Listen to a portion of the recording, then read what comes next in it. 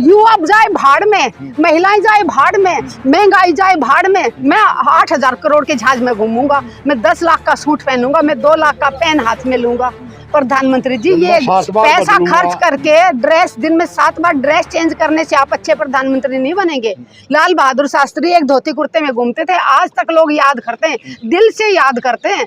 झूठे नारे लगवाने से नहीं कि आप किसी सभा में गए 2 लोग आपके भाड़े के लगा के नारे लगवा दे। सांसद भी बोल रहा था कि महिला तो विरासत को आगे नहीं बढ़ा सकती, शर्म आनी चाहिए। हमने उनको वोट दिया था तो हमारा वोट महिलाओं को, वोट लेते टाइम तो महिलाएं हैं, तब तो हम वोटर नजर आते हैं। उसके बाद महिलाएं विकसित विरासत नहीं संभाल सकती, महिलाएं देश नहीं चला सकती। अरे महिला जैसा अपना घर चला सकती है, थोड़े से पैसे में गुजारा करके दिखाती है, बच्चों के लिए फीस भी निकालती है, बच्चों का भी किताबी कॉपी भी लाती है, तो क्या महिला देश नहीं चला सकती? आज से पहले क्या हमारे देश की कोई महिला प्रधानमंत्री नहीं हुई?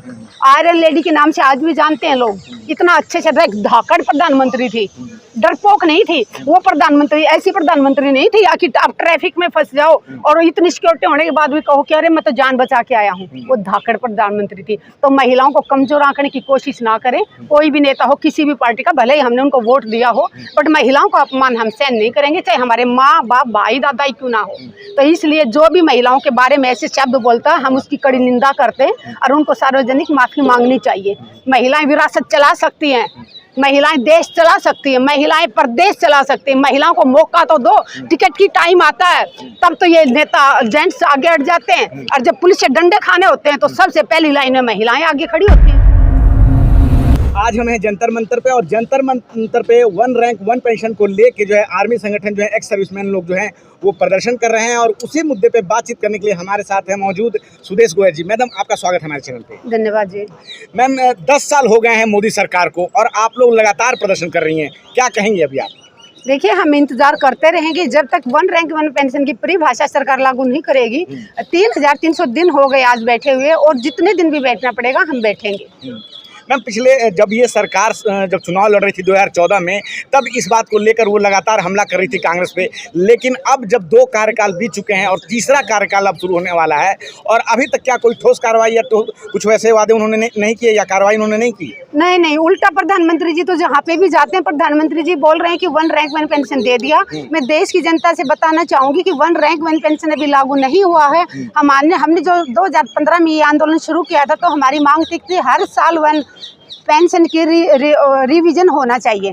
प्रधानमंत्री जी ने कहा था कि हम हर साल नहीं करेंगे, 5 साल में रिवीजन करेंगे। 5 साल के हिसाब से 1 जुलाई 2019 को रिवीजन होना था, जो आज तक सभी सैनिकों को और वीर नारियों को नहीं मिला है, जबकि 1 जुलाई 2024 को दूसरा ड्यू है हमारा। तो प्रधानमंत्री जी जो बोल रहे हैं कि 1 रैंक 1 पेंशन दे दिया, वो सच नहीं है। तो देश की जनता को प्रधानमंत्री जी गुमराह ना करें।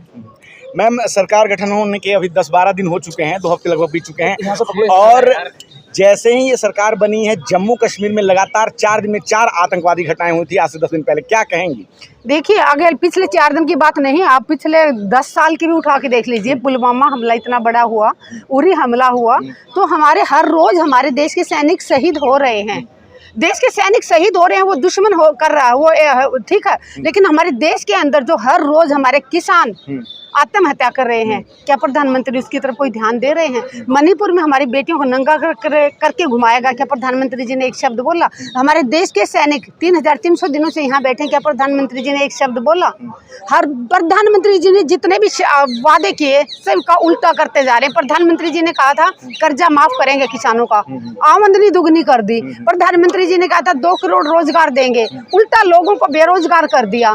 प्रधानमंत्री जी ने कहा था देश का विकास करेंगे, देश का नाश कर दिया। मैं कहूंगी सत्यानाश कर दिया। देश का युवा दर दर की ठोकरें खा रहा है। हर रोज हमारे आप ये देखिए, बेरोजगारों को फॉर्म भरने के लिए 1,500 रुपये जमा करने पड़ते हैं। उसके बाद इतना 200 किलोमीटर 100 किलोमीटर जाके पेपर देने जाते हैं। पेपर देके घर नहीं पहुंचते तो कहते कि वो पेपर लीक हो गया। क्या प्रधानमंत्री जी को दिखाई नहीं दे रहा? युवा आत्महत्या कर रहा है, देश का युवा आधा आत्महत्या कर रहा है, आधा नशे में घुस रहा है, आधा देश छोड़ के जा रहा है। तो देश कहाँ विकास कर रहा है, मुझे ये समझ में नहीं आ रहा। जो लोग कहते हैं कि मोदी जी के राज में विकास हो रहा है, तो वो विकास दिखाओ तो भाई। किस चिड़िया का नाम है विकास? किसको विकास कहोगे? देश का युवा सड़कों पे बैठा हुआ है। अभी भी अग्निवीर वालों का यहाँ आंदोलन चल रहा था, यहाँ पैर रखने की जगह नहीं थी, इतने आंदोलन जंतर मंतर पे चल रहे हैं। तो मैं ये पूछना चाह रही हूँ कि विकास कहाँ हो रहा है? प्रधानमंत्री जी क्या अडानी अंबानी या 2-4 पूंजीपतियों का आमने दुगनी तिगनी 1000 गुना ज्यादा करे उसको विकास कहेंगे आप? देश में सैनिकों को देने के लिए, सैनिकों की विधवाओं को देने के लिए पैसा नहीं है और हजारों करोड़ कर्ज माफ कर रहे हैं उद्योगपतियों का। अगर देश में पैसे की कमी है तो प्रधानमंत्री जी ने नया पार्लियामेंट क्यों बनाया? पुराना पार्लियामेंट कहीं से टूटा हुआ था, कहीं से पानी गिर रहा था क्या जो नए पार्लियामेंट की जरूरत पड़ी? अगर देश में पैसा नहीं है तो देख देख के सोच सोच के पैसा खर्च करे ना। खुद के लिए 8000 करोड़ का आप जहाज ले लेंगे। हमने तो अगर मुखिया है ना प्रधानमंत्री जी, तो हमारे सबके मुखिया हो। हमारे घर का मुखिया क्या सोचता है? खुद फटी धोती फटा कुर्ता पहनता और बच्चों को लाके जूते चप्पल देता है, उनकी किताबें लाता। हमारे देश का मुखिया युवा जाए भाड़ में, महिलाएं जाए भाड़ में, महंगाई जाए भाड़ में, मैं 8000 करोड़ के जहाज में घूमूंगा, मैं 10 लाख का सूट पहनूंगा, मैं 2 लाख का पेन हाथ में लूंगा। प्रधानमंत्री जी ये पैसा खर्च करके ड्रेस दिन में 7 बार ड्रेस चेंज करने से आप अच्छे प्रधानमंत्री नहीं बनेंगे। लाल बहादुर शास्त्री एक धोती कुर्ते में घूमते थे, आज तक लोग याद करते हैं, दिल से याद करते हैं। झूठे नारे लगवाने से नहीं कि आप किसी सभा में गए 2 लोग आपके भाड़े के लगा के नारे लगवा दे। आज लाल बहादुर शास्त्री को हम दिल से याद करते हैं, चौधरी चरण सिंह को दिल से याद करते हैं। तो ऐसा काम करके जाओ जो लोग आपको दिल से याद करें। झूठी वाई से कुछ नहीं होना। और देश का विकास करना तो खुल के करें। उद्योगपतियों का साथ जब तक नहीं छोड़ेंगे प्रधानमंत्री जी, देश का विकास नहीं हो सकता। महंगाई कितनी मार कर रही है, महंगाई इतनी ज्यादा हो रही है, बेरोजगारी इतनी ज्यादा हो रही है, बेटियां असुरक्षित हैं। बेटी बचाओ बेटी पढ़ाओ का नारा दिया, उल्टा बेटियों के बलात्कार हो रहे हैं और बलात्कार करने वालों के तार बीजेपी से जुड़े होते हैं। तो बीजेपी पार्टी का तो बी से बलात्कारी पार्टी नाम रखा जाए तो ज्यादा ठीक रहेगा। भारतीय को हटा दो और बलात्कारी जनता पार्टी कर दो। मैम आपने किसानों को लेकर कहा कि किसानों पे ध्यान नहीं दे रही है, लेकिन मोदी सरकार जो प्रधानमंत्री मोदी हैं, शपथ लेने के बाद 18 जून को सबसे पहला काम जो उन्होंने किया है इस सरकार में 20,000 करोड़ की राशि जो है किसान सम्मान निधि योजना की बनारस में उन्होंने किसानों को दी है। ये लोग बहुत बड़ी बड़ी करोड़ों की बात करते हैं। सैनिकों के लिए भी बोला होगा कि हमने इतने 1000 करोड़ सैनिकों को दे दिया। सैनिकों को क्या मिला? जेब में आया इनके पैसा? वो इनके करोड़ ही बड़े होते हैं। किसान क्यों बैठे हैं फिर बॉर्डरों पे? शंभू बॉर्डर पे जाके देखिए, हमारे बुजुर्ग बैठे हुए हैं। मैं कह रही हूँ कि किसानों को कुछ नहीं दिया। किसानों की खाद का कट्टा 50 केजी का आता था, इन्होंने पैसा तो बढ़ा दिया उसका। खाद पहले 5 केजी कम करी, 45 केजी का आने लगा, फिर 5 केजी फिर काट ली। ये काट रहे हैं, किसानों को दे कुछ नहीं रहे हैं। किसानों को अगर इनको किसानों का हक देना होता, डीजल के भाव इतने क्यों बढ़ाए? खाद के भाव इतना ज्यादा क्यों बढ़ाया? किसान की इतनी बुरी हालत हो रखी है, ऊपर से प्रकृति की इतनी मार पड़ती है, कभी ओले गिर जाते हैं। बीमा कंपनियां, इनकी मर्जी की कंपनी लगा रखे है सरकारों ने, बिना बताए किसान के खाते से पैसा काट लेते हैं कि बीमा होगा 1600 रुपये 1 किले का काट लेंगे। और जब बारिश की वजह से, ओलावृष्टि की वजह से किसान की फसल खराब हो जाती है, तब किसान को चक्कर काटने पड़ते हैं। तब वो आके क्यों नहीं इनका पैसा देते? आके हमने बीमा कर रखा भाई, ये लो तुम्हारा पैसा। मुआवजा क्यों नहीं देते? मुआवजे के लिए लोगों को धरना देना पड़ रहा है। देश के हालात जो आज हो रखे हैं ना, सच में बहुत दिल दुखी होता है। और फिर ऊपर से लोग कह देते हैं कि प्रधानमंत्री जी वो हमारे भारत का विकसित भारत बनाएंगे। कौन सा विकसित भारत? विश्व गुरु बनाए। हाँ, विश्व गुरु। कौन सा विश्व? जिस देश में माताओं बहनों, जहाँ पत्थर की मूर्तियों को पूजा जाता हो और माताओं बहनों को नंगी करके घुमाया जाए।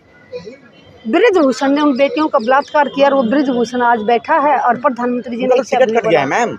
तो टिकट तो जनता ने काट दिया, टिकट जनता ने काटा। जनता जाग चुकी थी। वो क्या कह रहे थे बृजभूषण, अगर कोर्ट में साबित हो जाएंगे केस तो मैं फांसी खा लूंगा। क्यों नहीं खाई फांसी? किसने रोका था?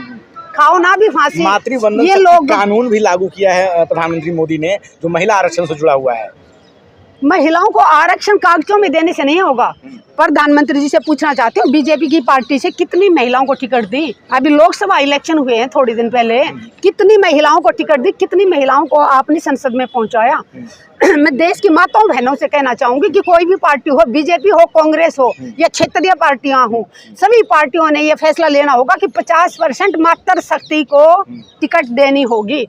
नहीं तो मातृशक्ति सब एकता बना लो कि वोट ही मत दो। और जो लोग, कोई एक सांसद भी बोल रहा था कि महिला महिला तो विरासत को आगे नहीं बढ़ा सकती, शर्म आनी चाहिए। हमने उनको वोट दिया था तो हमारा वोट, महिलाओं को वोट लेते टाइम तो महिलाएं हैं, तब तो हम वोटर नजर आते हैं। उसके बाद महिलाएं विकसित विरासत नहीं संभाल सकती, महिलाएं देश नहीं चला सकती। अरे महिला जैसा अपना घर चला सकती है, थोड़े से पैसे में गुजारा करके दिखाती है, बच्चों के लिए फीस भी निकालती है, बच्चों का भी किताबी कॉपी भी लाती है, तो क्या महिला देश नहीं चला सकती? आज से पहले क्या हमारे देश की कोई महिला प्रधानमंत्री नहीं हुई? आयरन लेडी के नाम से आज भी जानते हैं लोग।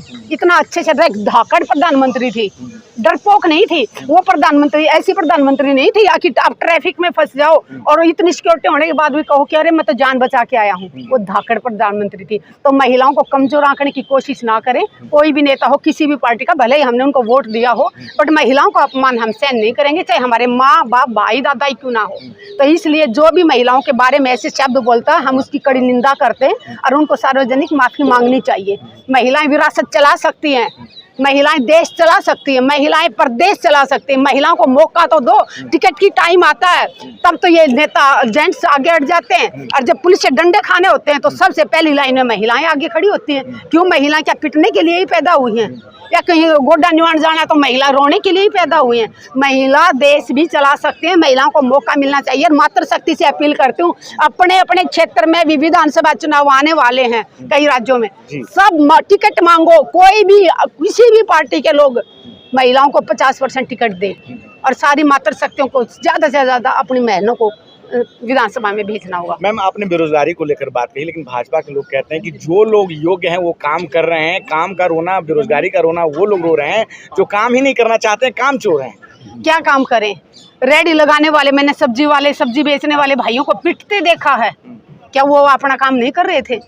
फ्रूट लगाने वाले लोग रोड के किनारे लगाते, पुलिस डंडे मारती है, कितने सारे वीडियो सामने आते हैं। एक तरफ ये कहते हैं कि आत्मनिर्भर बनो, और जब लोग खुद का काम करते हैं तो उनको एक परमिशन भी नहीं देते कि रेडी लगाने की। अभी आप ये बाइट दे रहे हो, अब ये डंडे ले लेके पुलिस वाले आ जाएंगे, यहाँ बाइट नहीं दे सकते। थोड़े दिन पहले हम वहाँ बाइट दे रहे थे तो हमारे आके कहते हैं मैडम यहाँ बाइट नहीं दे सकते। मैंने कहा कि लोकतंत्र, बोला धारा 144 लगी है। मैंने कहा एक पत्रकार है, एक कैमरामैन है, मैं हूँ, 3 ही लोग हैं, धारा 144 में तो 4 लोग होने चाहिए। तो इसलिए इन लोगों ने देश को, मैं कहूँगी, सत्यानाश कर दिया है। अभी भी अगर देश नहीं जागा तो फिर देश को बचाने वाला कोई नहीं होगा।